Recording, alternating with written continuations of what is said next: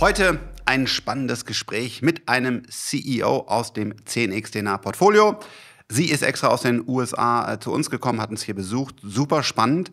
Aber damit ihr alle folgen könnt, hat sich Richard Zeit genommen. Vielen Dank. Und wir werden einfach mal durch ein paar Begriffe durchgehen, damit wir dann quasi alle sozusagen auf dem gleichen Level in das Gespräch steigen. Das große Thema, um das es geht, ist MRT oder auf Englisch MRI. Und da würde ich sagen, fangen wir doch damit erstmal an, Richard. Genau, also MRI oder MRT im Deutschen steht für Magnetresonanztomographie und das ist eine medizinische Bildgebungsmethode. Kennt vielleicht der ein oder andere, das ist im Grunde eine große Röhre, in die man reingeschoben wird und wo dann mit Hilfe von starken Magnetfeldern und elektromagnetischen Wellen ein Bild beispielsweise vom Gehirn oder von anderen Körperteilen berechnet wird. Wichtig dabei, das Gute bei MRT ist, es ist völlig unschädlich, also keine schädliche Strahlung kommt dabei raus. Genau.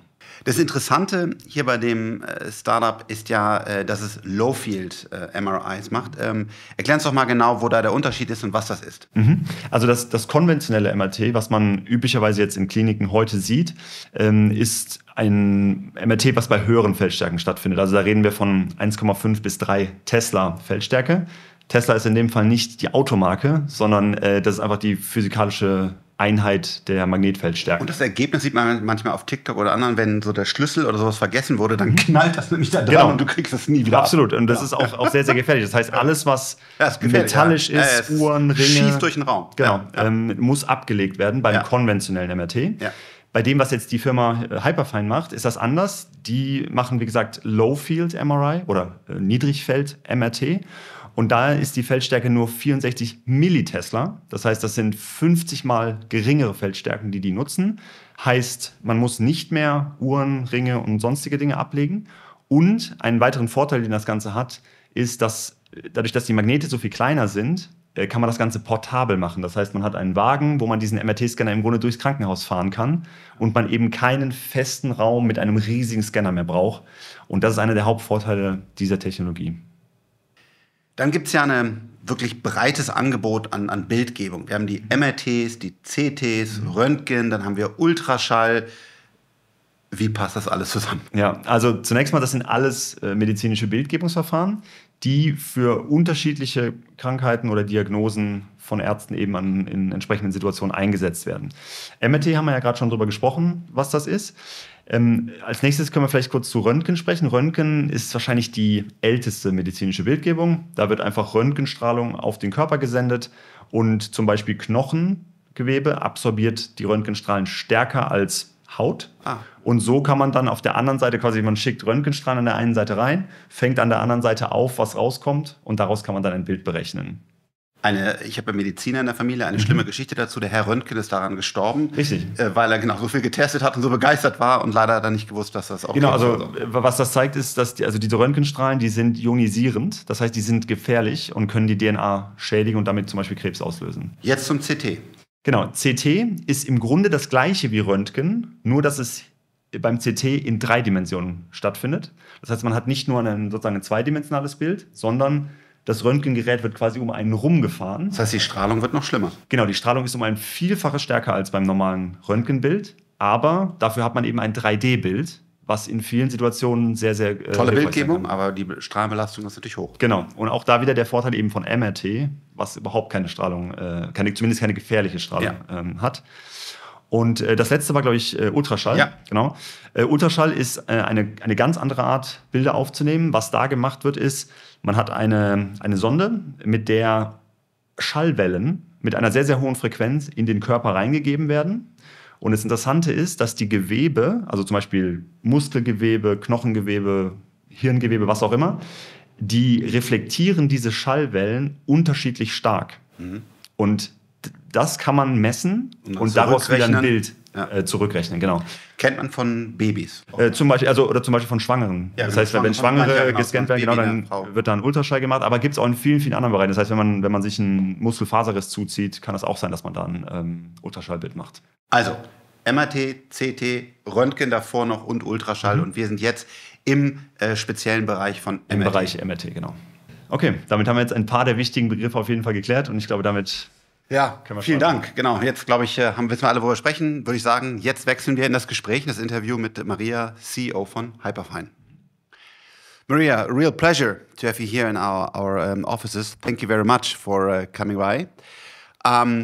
First of all, I must say I really love what you're doing.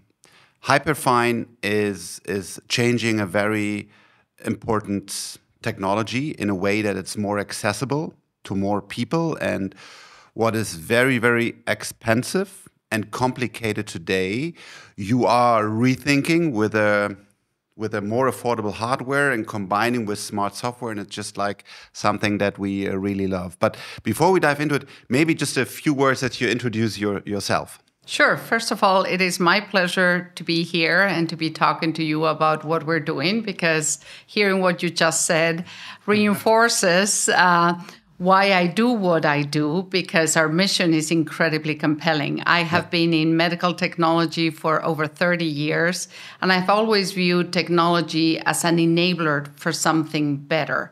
And for the longest time, it was about better performance of medical procedures and medical interventions and treatments. And I think we are now transitioning into also helping technology serve the world in a way where technology can make therapies more accessible, and medical solutions more accessible, regardless of sophistication, infrastructure, expertise. I have been doing a variety of different things over my career, always in medical, from cardiovascular to neurovascular to women's health, and now imaging. And I have been really astonished at the progress that has been enabled through technology over my career journey and the same years and the developments that have occurred. Hearing directly from you as a CEO of Hyperfine, how are you describing what you're doing to friends and family to make it easy? What is Hyperfine?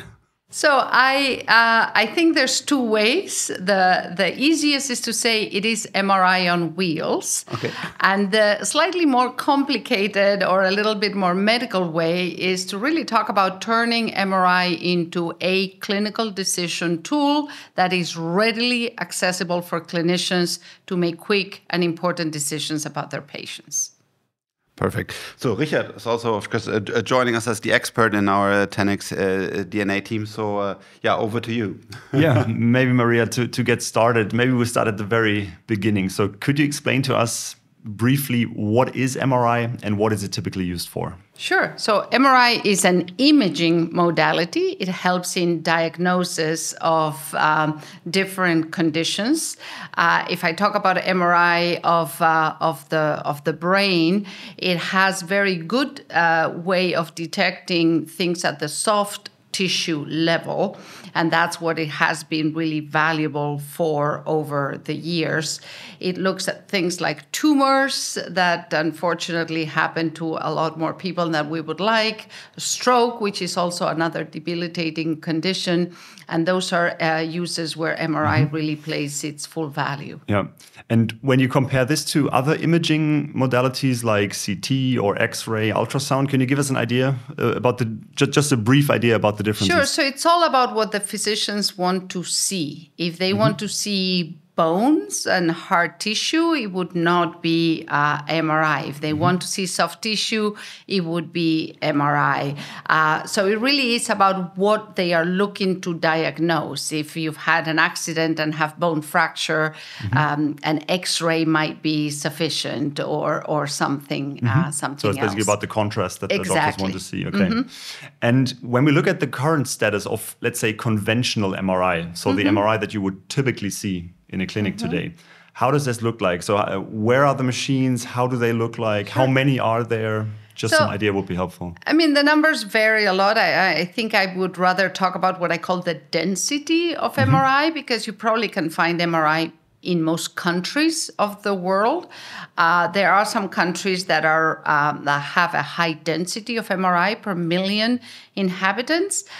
Germany happens to be the one with the highest in Europe. It's about 35 machines per million inhabitants. So that puts the number of installed base here roughly in the 2,900 to 3,000 units or so. The leading country in the world is Japan. It's 55 per million. The second largest is the US at 40 per million, and the third largest is Germany at that 35. Where do you find them? You usually find them in the basement. And the reason why you find it in the basement is that you really need an infrastructure, a room that is perfectly fitted to actually have such a powerful magnet and such a heavy piece of equipment. So you really need to build a special place before you even acquire the equipment. You need to reinforce the floors. You need to shield the room so that the force of the magnet stays contained within the environment where the magnet is being used. And this situation, are there challenges associated with this like being so big, being in a stationary room? Can you tell us a little bit about this? Yeah, I think the two big challenges are really infrastructure and cost. It is very costly to install one. There is the cost of the equipment per se, but then there's also the cost of turning the infrastructure to support the housing of the equipment. That per se makes it not accessible in a lot of countries and environments. You think about a less medicated facility, for instance, an old people's home. You're not going to dedicate a room and start shielding it so that there is one there. So all of those people need to be transported or travel to a hospital to get their brain image, if that is what they need, let alone low and middle income countries where the infrastructure is just not existent. So we'll talk about how we change some of that. Yeah. So basically, it's rather expensive, and there's a lot of effort that you need to put in actually to get patients into an MRI. Correct. If that's what I understand. And in many instances, that translates even when there is. So you have two situations because of the effort and the cost required. You either have no MRI because you can't afford it or you can't retrofit it, or there is an MRI, but you still have wait lists. Yeah. And it takes longer than it should be medically useful to get those precious images of part of the body that you need to make a good decision about treatments. And I think this is exactly the point where your company Hyperfine wants to change something, right? So could you tell us about the product that you have developed and this portable MRI system that you mentioned earlier? Sure. So what we have developed is an ultra low field. It's a permanent magnet, but of very, very low strength that does not require its own protected, shielded setting, can travel all over the hospital or any other facility. It only takes plugging it. We could have one right in this room for as long as you have an outlet. It only draws the same power as a coffee machine. So it has incredibly low infrastructure requirements. It's also a lot more affordable than a conventional MRI. And it can be taken to where the patient needs it. It doesn't require the patient to travel to the unit. So we're talking primarily patients that cannot travel because they are highly compromised. All of your intensive care patients, they are very supported by a lot of equipment. It is complicated and potentially risky to disengage them from all of that life-saving equipment, to transport them to get their imaging done. So we are playing in those areas. There's a lot of other facilities where they would like to have the opportunity to do brain imaging, and they can't afford, for a lot of reasons, the conventional MRI. So that's another market that we will be pursuing. Okay. And typically, MRI has field strength on the order of 1.53 Tesla. And there's probably a reason for that, right? So when you go to significantly lower field strength, what are the typical drawbacks or the challenges that you need to overcome there? So yes, we have a 64 millitesla compared to what you just described as a 1.5 or 3 full Teslas. So our intention is not to provide the full capability of a conventional MRI. Our premise is that we're going to be able to help physicians answer clinical questions. Does this patient have a stroke? If we can answer that question, we've provided a lot of value because then the physician knows what's happening. If a patient had a stroke and they are in the intensive care unit, is he having secondary strokes? Is he having subsequent strokes? They know what to do. If they're not, maybe the patient can actually move to a less critical unit. Our idea is to provide brain imaging that allows them to make a clinical decision. I have one of my medical directors that says we provide one answer to an important, but to a really important clinical question that is going to help them either make a medical decision or potentially a discharge, move decision that has a lot of value because it frees up a critical care bed and it allows people to be potentially down the road discharged also faster. So basically what you're saying is you compromise a bit in terms of the image quality, but if the image quality is nevertheless enough to answer this question, then clinicians and clinical staff are happy to have such a tool so accessible. Is that what you're saying? That is correct. I don't like the fact that we can say it's good enough because I think it is very good in answering the question. Do you get the information you need? Yes.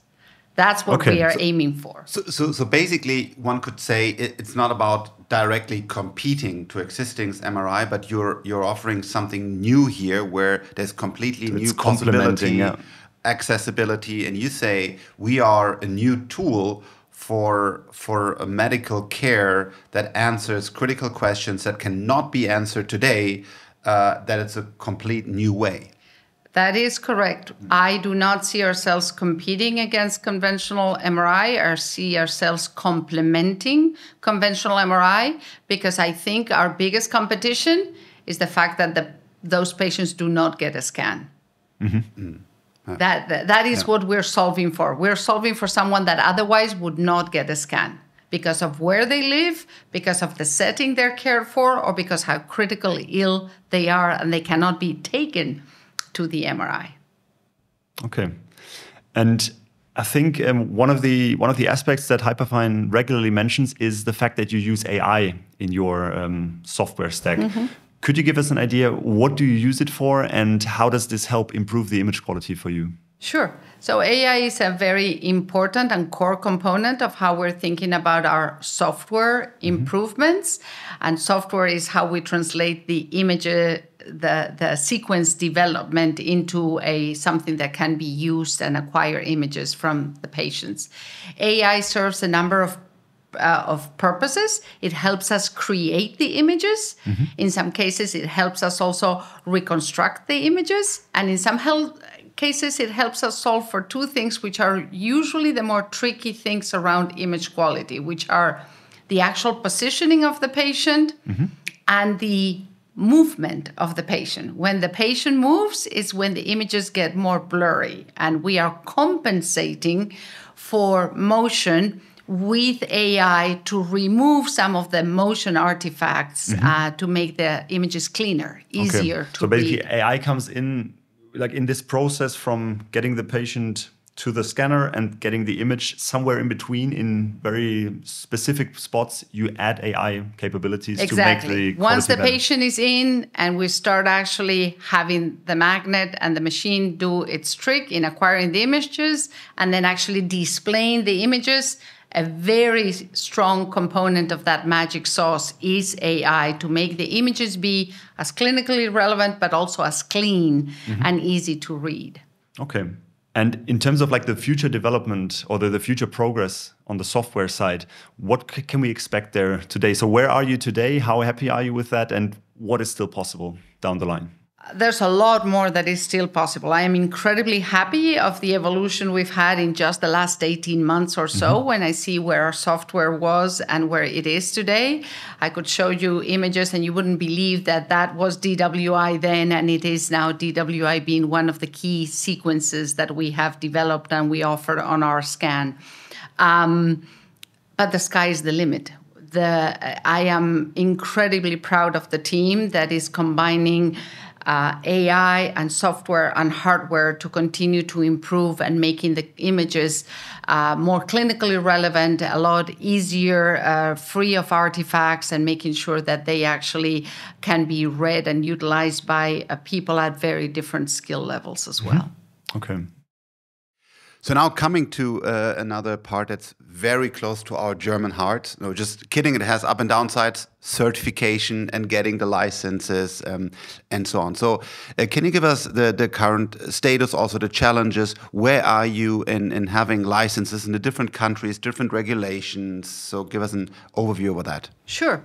So we are a U.S. company, so we started with the U.S. It is the FDA who regulates medical products, and we have received approval because it is in the category of 510K devices. We have to say that we have been cleared by the U.S. FDA. We have also received equivalent approvals in Canada, in Australia, and New Zealand.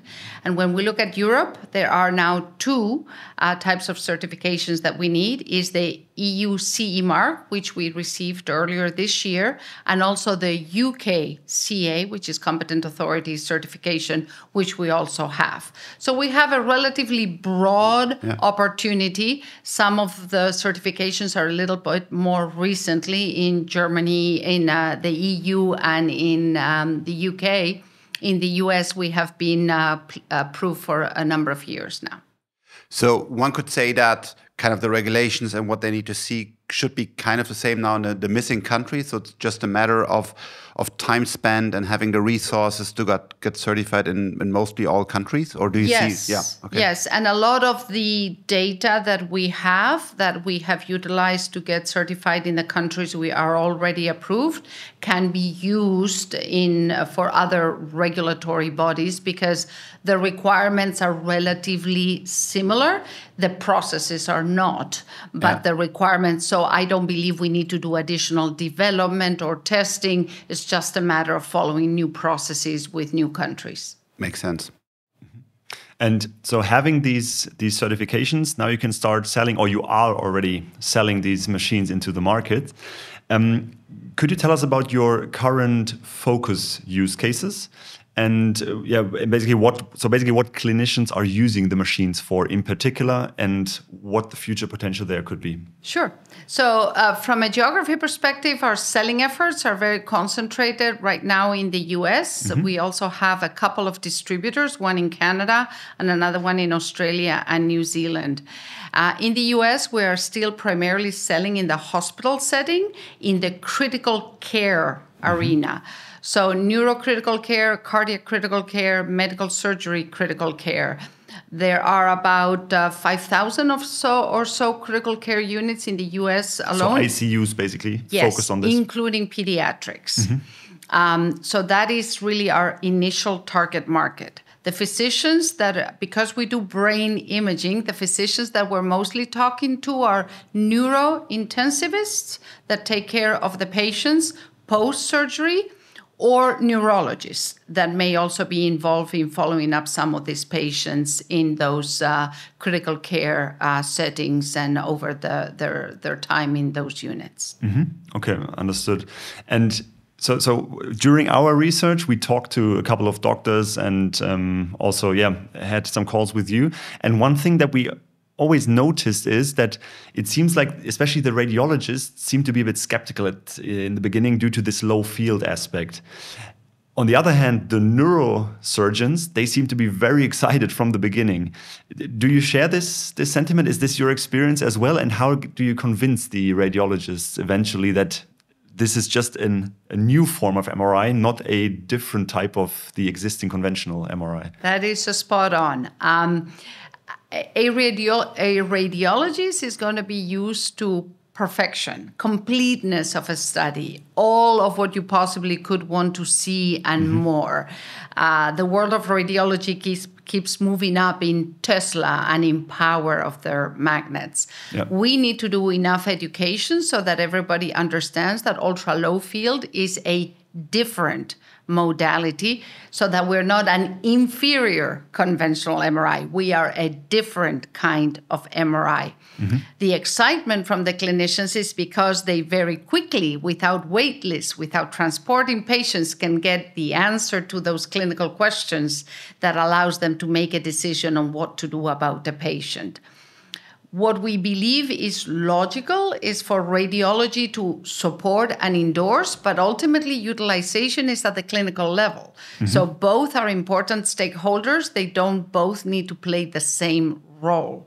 Radiologist needs to vet that this is a viable modality for the kind of use that we are actually proposing, which is that clinical use close to the patient for patients that don't have other alternatives. So basically like a neurosurgeon that is in an ER and gets a patient who could potentially have a stroke, they would just do this immediately without going to the radiology department first. Is that correct? That would be ideal. Now, the regulations in some states in the US, in some countries outside of the US, would still ask for an MR tech to have to help that neurosurgeon get the images. But the idea would be that the technology would be there to get those images right there, and whoever is the appropriate person that is authorized to do it would do it. In the US, we see some institutions where they train other itinerant technologists, like an X-ray tech, to operate our equipment. But in some other hospitals, it has to be an MR tech who actually follows our equipment and still helps a clinician acquire the images. And maybe going back to the beginning, so you mentioned that you don't have additional safety requirements or something. Does this really mean we could like bring one of these machines in here with all this equipment, with all the metal parts, and it would just work and there would be no danger? Is that what you're basically saying? That is correct. So I will tell you the test for that is that when we go to a medical meeting, we are the only company that can put a scanner in our little booths and scan people right there. So at a conference, basically? At a conference, okay, yes. Wow. And in our office in Guildford, we have a room, which could be just like this office room here, where we can actually scan visitors that come and visit. So you're more than welcome to come to Guildford one day, and we'll actually scan you right there without any safety concerns. Okay. And I think maybe for our listeners, it's important to note that this is very different from conventional MRI, right? If you want to have a conventional MRI, you need to get rid of all the metal parts. There needs to be lots of preparation and all of this. And this is a completely different experience. In this case, it's a game changer. It is a completely different experience, and I'm going to give you two quick examples. If you're a 7-year-old child and you're really frightened about what's going to happen to you, I can actually have you in our scan with your mom holding your hand. Oh, wow. That's nothing that you can do anywhere else. Yeah. I just witnessed an elderly patient who had not woken up after a cardiac procedure, was in intensive care, and her husband was very concerned that that patient might be having strokes and wanted the patient to be scanned. And he stood right there watching his wife get scanned with our device and get the reassurance that he wanted. And he was right there watching it all with her literally very different, inches away. Okay.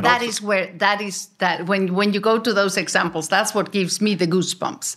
Isn't there also, while doing the research on your company, we also stumbled upon that there's one device here in Bonn where we are located with our offices. Just a couple of kilometers away from here. Yeah. And what I saw, maybe I'm wrong, but is also that babies can go in there, and that, or is this? One of the use cases that we have talked about is something called hydrocephalus. So this is a malformation of the brain that happens in children. They have to have a lot of imaging done to monitor their evolution. Traditionally, that has been done with CT scans. In the case of a CT scan, you are exposed to radiation. Yeah. And some of these children have this for years or years of their lives, several times a year. So the ability to follow up this condition without any exposure to radiation is a game changer in the hydrocephalus. And that's one of the areas where we have also been conducting some larger scale clinical studies. Okay, great. Okay, now that we've talked so much about like the technical and clinical aspects of this technology, let's move to the business side of things. Could you give us like a brief rundown of the history of Hyperfine? So where does this company come from? Who founded it, etc.? Sure. So the company came out of a medical technology incubator, which is sort of a group of great technologists and engineering people that really have great ideas about things that could really change the way patients are cared for. It's called Catalyzer. It's based in the United States, and it was founded by a brilliant individual by the name of Jonathan Rothberg. He has given birth to many, many game-changing medical technologies. There are other publicly traded companies now that came out of the same incubator, out of Catalyzer. Butterfly Networks is one of them. Quantum SI with a portable ultrasound, and Quantum SI is another one, and that's where Hyperfine was born. Because of that, we have our base in Guilford, Connecticut, which is where Catalyzer is based, and a big technical team that resides there. Okay. And could you tell us about the current status of your business at the moment? So what situation are you in? How many machines are in service already? What's your team size? And just some insights there would be helpful. So the team is about 140 individuals. We have individuals in a lot of disciplines around product development and technology development. We have people in the scientific department running clinical projects of different categories. We, of course, have regulatory and quality administration. And then we have a commercial team, which has both people in the field, closer to the hospitals, and also marketing, which is more of an office-based team. Okay, yeah. And in terms of the number of machines that you have in the market at the moment, can you tell us about this? So our install base is about 100 machines right now, and we are fortunate to have an install base that is very global. Our commercial efforts are primarily centered in the US, but over the course of the last 4 years, we've also had a very strong partnership with the Bill and Melinda Gates Foundation, and they have utilized our equipment to run a program around learning readiness and understanding of infant brains and helping in the acceleration of brain development when needed through nutritional supplements. And with that, they have deployed our systems in many places in Africa and in Asia, primarily in India, in Pakistan, and Bangladesh. Okay. So we have actually Swoop systems a little bit all over the world. And then, of course, also for our investors, quite important. So what's the business model? Like, it's a one-off sale? Do you get continuous revenues? What's the business model? Sure. So we sell the equipment for a fee, and that comes with a 1-year warranty. And in that year, they are covered for any technical issues. But most importantly, they also get all the software upgrades. After that, there is a service fee, which is an annual fee per machine, and that is what covers over subsequent years the technical support and all the software upgrades. If the devices are connected, then we have a great capability to actually diagnose any issues should they occur, but most importantly, we have the ability to very quickly make sure that everybody benefits from the software upgrades as they get approved by the FDA in the case of the US. Yeah, it's really interesting because the software updates can be quite powerful because the more data you have, the better the algorithms get. This can be the same physical device, but then just over the software update, it gets new capabilities. And that's correct. Really, we keep improving the performance. That's why I'm very eager with our connected devices to be able to get them that higher level of performance as quickly as possible. We have our field team that would also train them as those releases happen and hit their machines. But from a business model, it's an upfront acquisition price, and then that covers the first year of service, and starting at the first year anniversary, then an annual fee, which is about 10% per year of the acquisition cost. And can you tell us the prices of this, like the first acquisition cost roughly? In the US, our price right now is $400,000 acquisition, and then the service charge is $40,000 starting year 2. Okay, and maybe just for our listeners, can you compare that to the cost of a conventional 3 Tesla machine, for instance?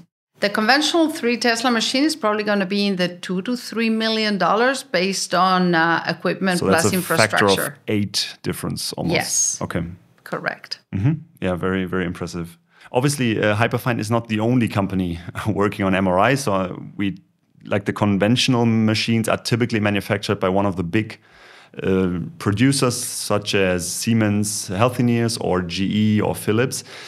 Can you talk us about your competitive environment? Are these big companies your actual competition, or are there maybe startups you worry about, or is there anyone you worry about? Any insight there would be helpful. I don't worry about competition because I think competition happens if the opportunity is big, more than one wants to pursue it.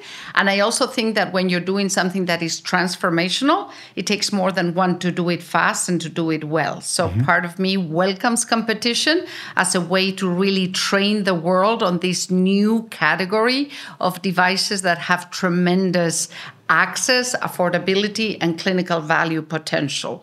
I think it is more in the realm of small startup companies that we will see competition, although I have seen a company like Siemens Healthineers move in the direction of something a little bit more smaller footprint. Half a Tesla, not 64 millitesla, half a Tesla. But probably not portable. Not portable, but smaller footprint, more affordable, and trying to start thinking about other sort of settings and other ways of really delivering MR capabilities in the healthcare environment that are a little bit of an out there compared to the conventional sort of MRI. So basically, there are a couple of companies that are moving in this direction. But to be clear, at the moment, if I'm informed correctly, Hyperfine is the only company with a certified portable MRI machine in the world. Is that correct? That is correct. Okay. Yes. Yeah, impressive. Can you tell us about the next steps in commercialization? So what are you working on currently? So there are 2 ways in which I think about next steps. The first one is once we start commercializing, increasing the clinical use cases, and the other one is opening new markets where we haven't started commercializing. So the international expansion will be an important vector of our growth over time.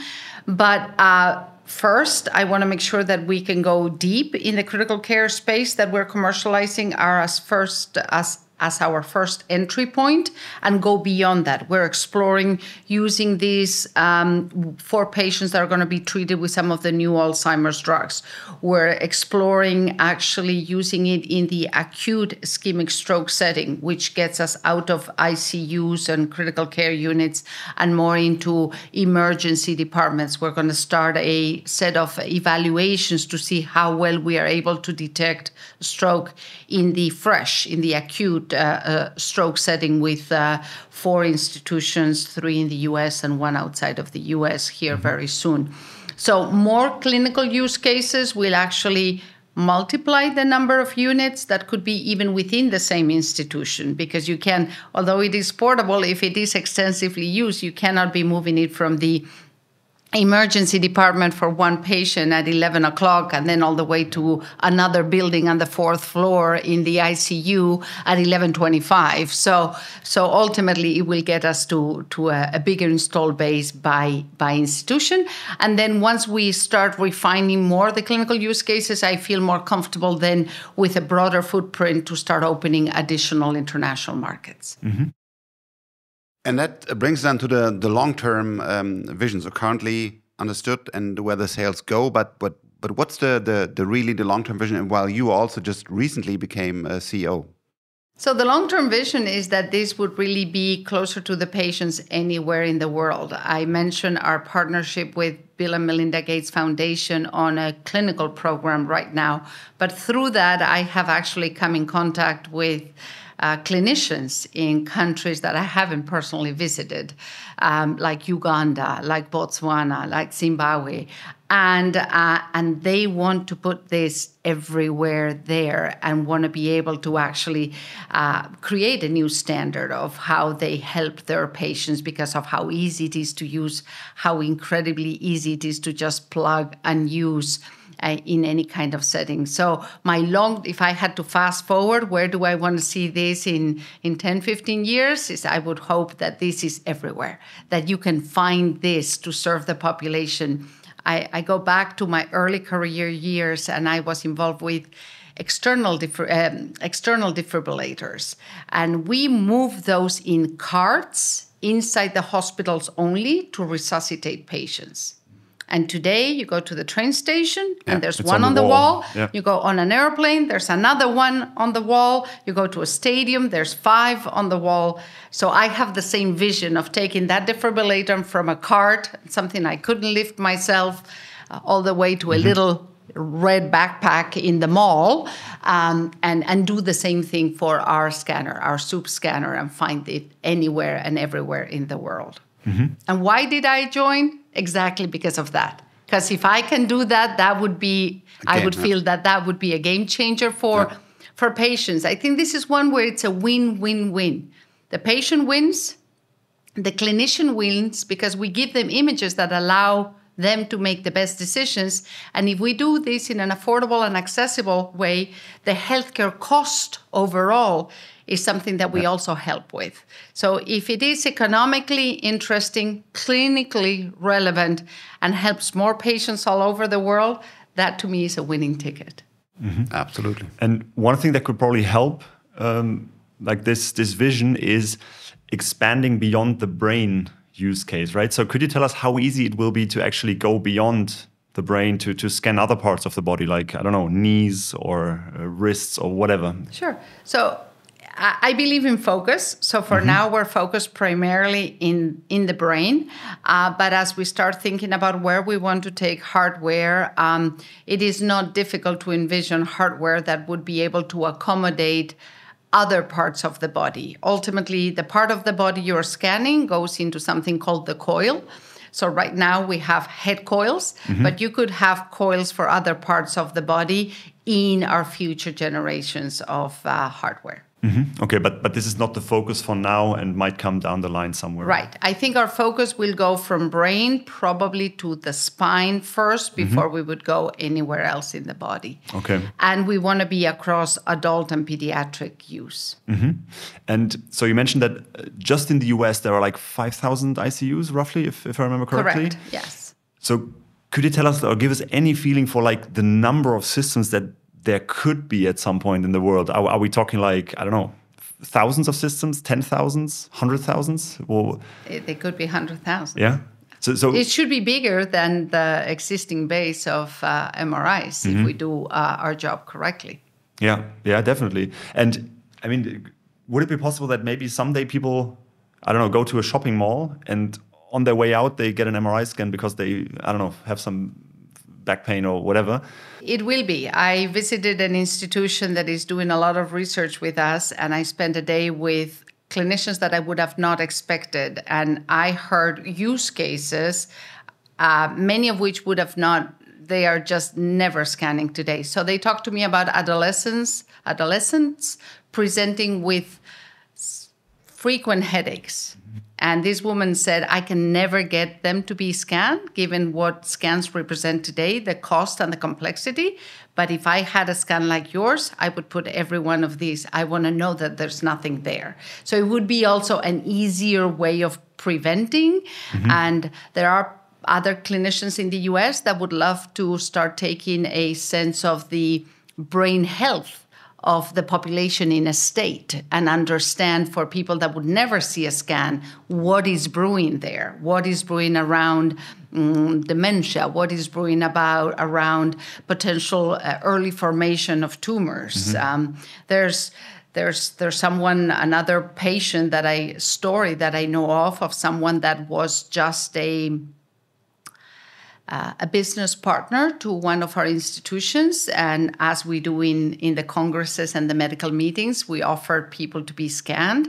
And there was an early developing tumor that was detected. That person had an intervention and is perfectly fine. Is forever grateful that this is available. So that's why the numbers just go on and on.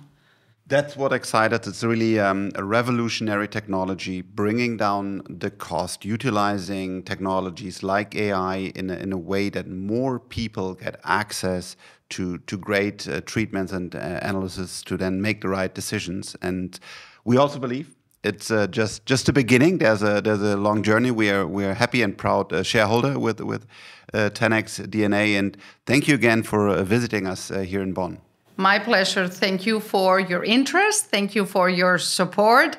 And I'm extremely grateful that you're going to be part of our journey. Yeah, thank you. I think this is actually maybe as a last comment. So I think technologies such as these are the ones why I'm so excited, like being here and in investing in such things, because these are like prime examples of how a new technology can make the world or the lives of people better in a very concrete way. Mm-hmm. And so I'm happy to basically have been researching this, and it's great to having you here. It's great to share the same excitement. So onward.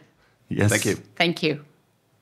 Wenn euch dieses Video gefallen hat, es gibt noch mehr interessante Inhalte, Videos von 10x DNA. Also gerne diesen Kanal hier abonnieren oder direkt zum nächsten Video. Viel Spaß dabei.